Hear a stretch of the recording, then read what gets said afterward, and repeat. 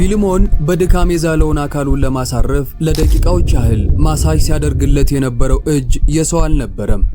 በሩ ከውጭ ተቆልፎ በነበረ ጭስ በሞላውና ማንም በማይገባበት የተተወ ክፍል ውስጥ ሕይወት የሌለው መንፈስ እያሻሸው እንደነበር ሲያውቅ የደም ስሮቹ በድንጋጤ ቀዘቀዙ።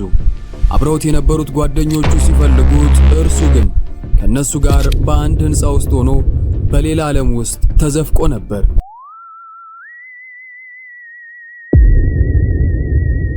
የቢሾፍቱ ከተማ ምሽት የራሱ የሆነ ልዩ ምስጢራዊና ማራኪ ድባብ አለው።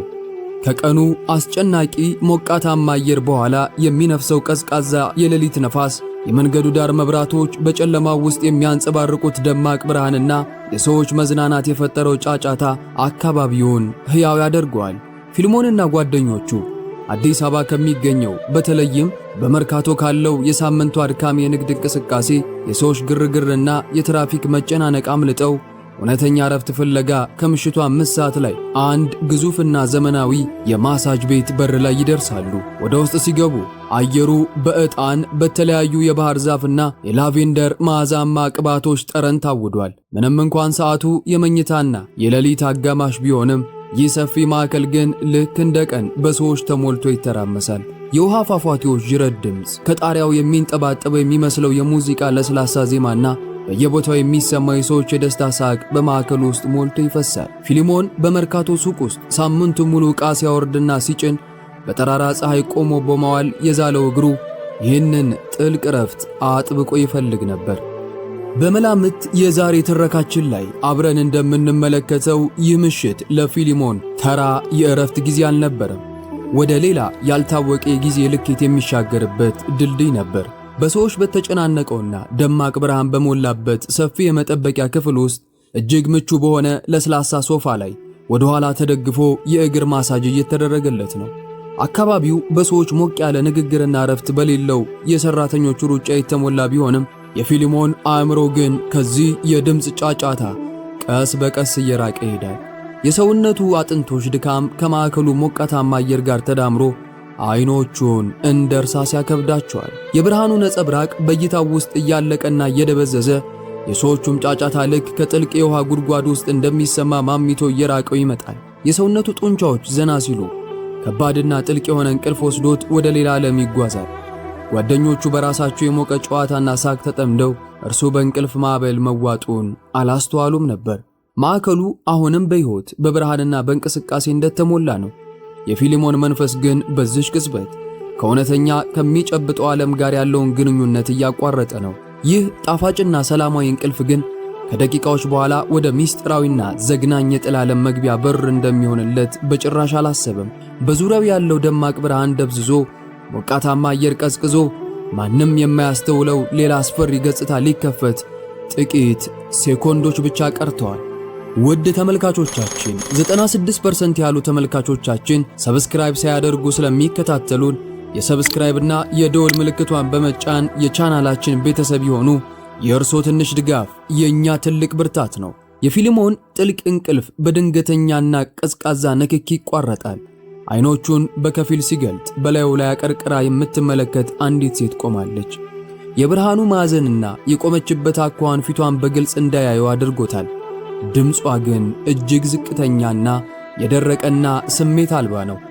የግል ክፍሎ ተዘጋጅቷል፣ ይከተሉኝ ትለዋለች። ፊሊሞን በእንቅልፍ ልዝብ ብሎ የነበረውን ሰውነቱን እያነቃነቀ አይኖቹን እያሻሸ ከሶፋው ይነሳል። ሴትዮዋን ተከትሎ ከሰፊው ብርሃን ከሞላበት የመጠበቂያ ክፍል ወደ ሕንፃው ውስጣዊና ድብቅ አካባቢ ማምራት ይጀምራል። ነገር ግን እያንዳንዱን እርምጃ ወደ ውስጥ በተራመደ ቁጥር የቦታው ድባብ በሚያስፈራ ሁኔታ እየተቀየረ ይመጣል። ሰፊ የነበረው ዘመናዊ ኮሪደር ቀስ በቀስ እየጠበበ ግድግዳዎቹም እርስ በርስ እየተጠጉ የመጡ ይመስላል። ከጣሪያው ላይ የሚያበሩት ነጭ የኒዮን መብራቶች ቀርተው በደብዛዛና ብልጭ ድርግም የሚሉ ጥንታዊ አምፖሎች ይተካሉ። ውድ ተመልካቾቻችን አንዳንዴ ወደ አንድ ቦታ ስትገቡ አየሩ ሲከብድ በምክንያት ሊገለጽ የማይችል ነፍስን የሚያርበደብድ ፍርሃትና እዚህ ቦታ መሆን አልነበረብኝም የሚል ስሜት ተሰምቷችሁ ያውቃል? ፊሊሞንም ልክ በዚህች ቅጽበት ይህንኑ ነው እየተሰማ ያለው።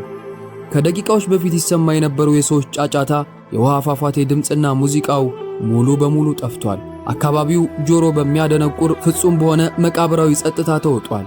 የሚሰማው ብቸኛ ድምፅ የሴትዮዋ እርምጃ በወለሉ ላይ የሚያወጣው ኮቴ ብቻ ነው። በመጨረሻም ኮሪደሩ መጨረሻ ላይ ወዳለ አንድ ጠባብ በር ይደርሳሉ።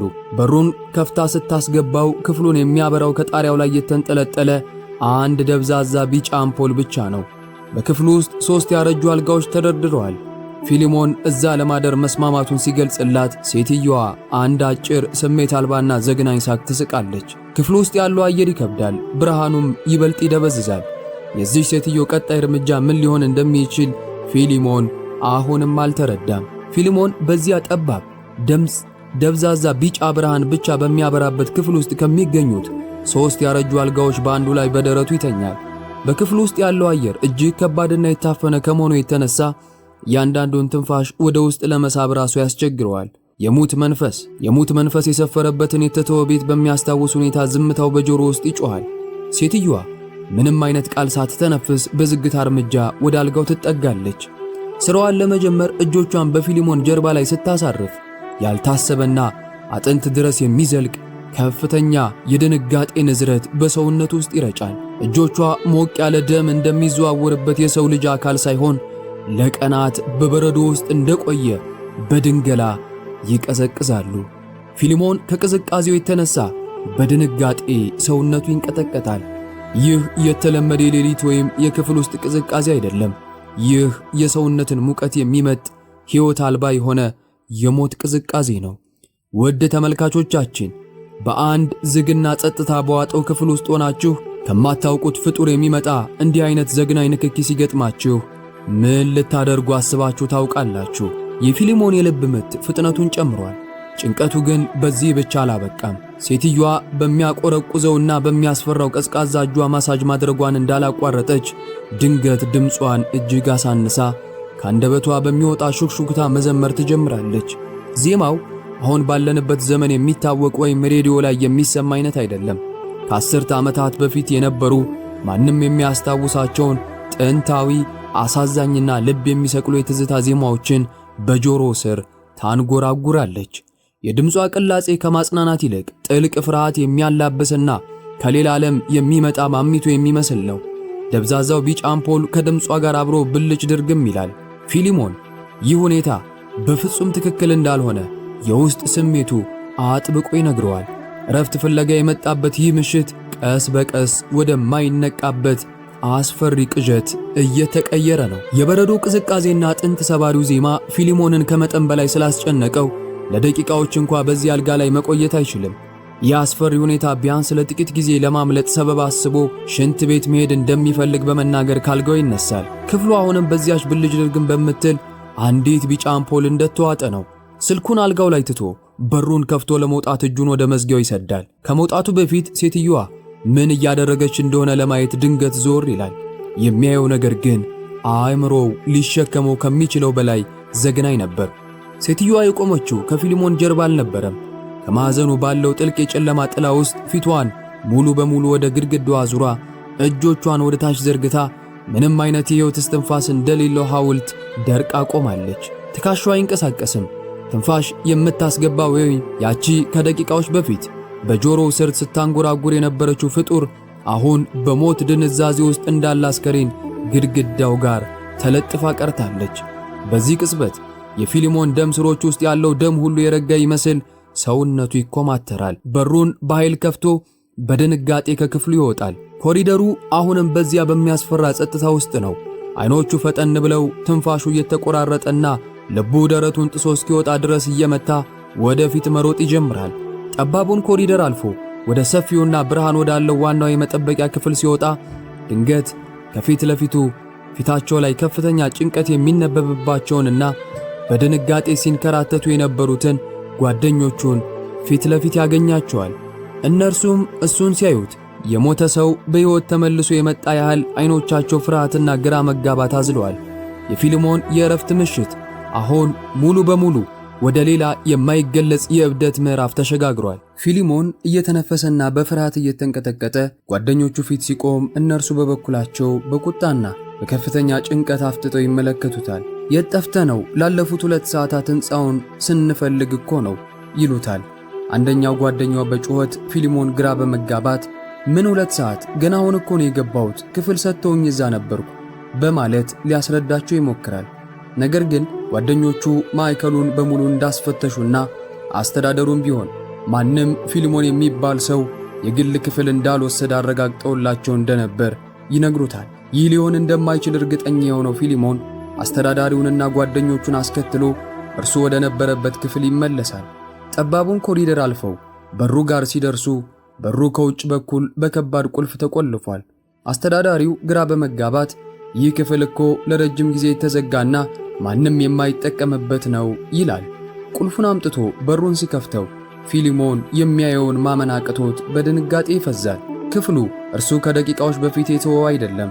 አቧራ የሞላበት ሸረሪት ድር ያደራበትና ወለሉ በተለያዩ የቆሻሻ ቁሶች የተሞላ የተተወ መጋዘን ሆኗል። ያቺ ብልጭ ድርግም ትል የነበረችው ቢጫ አምፖልም የለችም። ክፍሉ የድቅድቅ ጨለማ ማረፊያ ነው። ነገር ግን የሁሉንም ሰው ደም ያቀዘቀዘው አንድ አስደንጋጭ እውነታ ነበር። በዚያ አቧራና ቆሻሻ በተከመረበት ማንም ገብቶበት በማያውቀው አንደኛው የተሰበረ አልጋ ላይ የፊሊሞን ስልክ እርሱ ጥሎት በወጣበት ትክክለኛ ቦታ ላይ ተቀምጦ ተገኘ። ፊሊሞን ስልኩን አንስቶ ሰዓቱን ሲያይ 8 ሰዓት ተኩል ይላል።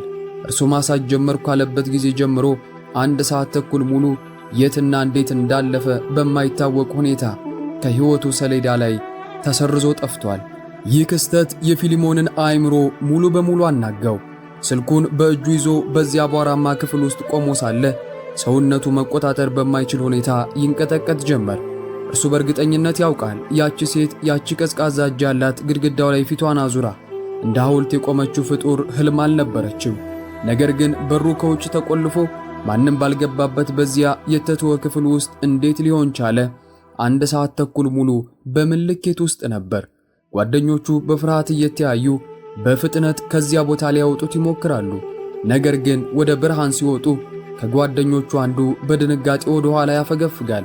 የፊሊሞን አንገት ላይ ልክ በ5 ሹል ጥፍሮች የተወጫጨቀ የሚመስሉ ቀይ ጥልቀት ያላቸውና ደም የቋጠሩ መስመሮች ጎልቶ ይታያሉ። እነዚያ ጭረቶች የተለመዱ አይደሉም። ሕዝቡ የጋኔን ጭረት ጎስት ስክሬችስ ከሌላ ዓለም ፍጡር ጋር አካላዊ ንክኪ ሲፈጠር የሚተዉ ዘግናኝ ምልክቶች ናቸው። ውድ ተመልካቾቻችን በገዛ ሰውነታችሁ ላይ ከየት እንደመጣ የማታውቁትና በሕክምና ሊገለጽ የማይችል እንዲህ አይነት ጠባሳ ብታገኙ ምን ይሰማችኋል? ወደ አዲስ አበባ ከተመለሰ በኋላ ይህ የጥፍር ጭረት እየባሰና እያመረቀዘ መጣ። ፊሊሞን ከተለያዩ የቆዳ ሐኪሞች መድኃኒቶችን ቢሞክርም ምንም አይነት ሕክምና ሊያሽረው አልቻለም። ቁስሉ ብቻ ሳይሆን ያቺ የድሮ ዜማ የሌሊት ሌሊት በጆሮው ውስጥ እያስተጋባች እንቅልፍ ይነሳው ጀመር። ቀዝቃዛው ንክኪዋና ግድግዳው ላይ ያሳየችው አስፈሪ አቋም በአእምሮው እየተመላለሰ አሰቃየው። በዘመናዊ ሕክምና መፍትሄ ሲያጣ የችግሩ ምንጭ ስጋዊ እንዳልሆነ ተረዳ። አካሉ አዲስ አበባ ቢሆንም የዚያች ሌሊት የጠፋች 1 ሰዓት ተኩል ጊዜና ያቺ የጠላለም ፍጡር መንፈሱን አሁንም አልለቀቁትም ነበር። ፊሊሞን በዘመናዊ ሕክምና ተስፋ ሲቆርጥ ከአዲስ አበባ ወጣ ብሎ ወደሚገኝ ጥንታዊና ጸጥታ የሰፈነበት ገዳም ያመራል። የአካባቢው አየር በሚጨስ የዕጣን ጢስና ከሩቅ በሚሰማ የጸሎት ዜማ ተሞልቷል። አንድ አንጋፋ መንፈሳዊ አባት የፊሊሞንን አንገት ላይ ያለውን ደም የቋጠረ ጭረት ሲመለከቱ የፊታቸው ገጽታ በድንገት ይለወጣል። ይህ ተራ የቆዳ በሽታ አልነበረም። የመንፈስ ማዘናጊያ የሚባለው ጥንታዊ ክስተት መሆኑን ያስረዱታል። መንፈሱ ፊሊሞንን ካለንበት ዓለም አውጥቶ ጊዜና ቦታ በተዛባበት ሌላ የተለየ ልኬት ወይም ዳይሜንሽን ውስጥ አስገብቶት እንደነበር ይነግሩታል። በዚያች የጠፋች ጊዜ ውስጥ ፊሊሞን የነበረው እኛ ከምናውቀው እውነታ ውጭ ነበር። በእምነትና በጥልቅ ጸሎት ታጅቦ አባቱ በሚያደርጉለት ጠንካራ የጸበልና የቀደምት እጽዋት ፈውስ የጋኔን ጭረቶች ቀስ በቀስ እየከሰሙ ይሄዳሉ። አንገቱ ላይ የነበረው የሚያቃጥል ሕመም ይቆማል። ሌሊት ሌሊት በጆሮ የሚያስተጋባው ያ ዘግናኝ የድሮ ዜማም ለዘላለሙ ይጠፋል። ፊሊሞን ወደ መደበኛ ሕይወቱ ቢመለስም ያቺ ምሽት በውስጡ የተወቹ የሥነ ልቦና ጠባሳ ግን መቼም አይጠፋም። የጠፋችው ያቺ 1 ሰዓት ተኩል የት እንደሄደች እስከ ዛሬ አይታወቅም። ሁላችንም በብርሃንና በሰዎች ጫጫታ ውስጥ ስንሆን ደህንነት ይሰማናል። ነገር ግን ከኛ ጥቂት እርምጃ ርቆ ማንም በማይገባበት ጨለማ ክፍል ውስጥ ሌላ የማናውቀው የተደበቀ ዓለም ቢኖርስ? እኛ የራሳችንን ሕይወት ስንገፋ ለሌላኛው ገጽታ ደግሞ የማይታዩት ፍጡራን የራሳቸውን ጨለማ ዓለም ይመራሉና በማናውቀውና በማይታየው ዓለም ድንበር ላይ ምስጢሩ እንደተከደነ ይቀጥላል። መልካም ጊዜ ይሆንላችሁ።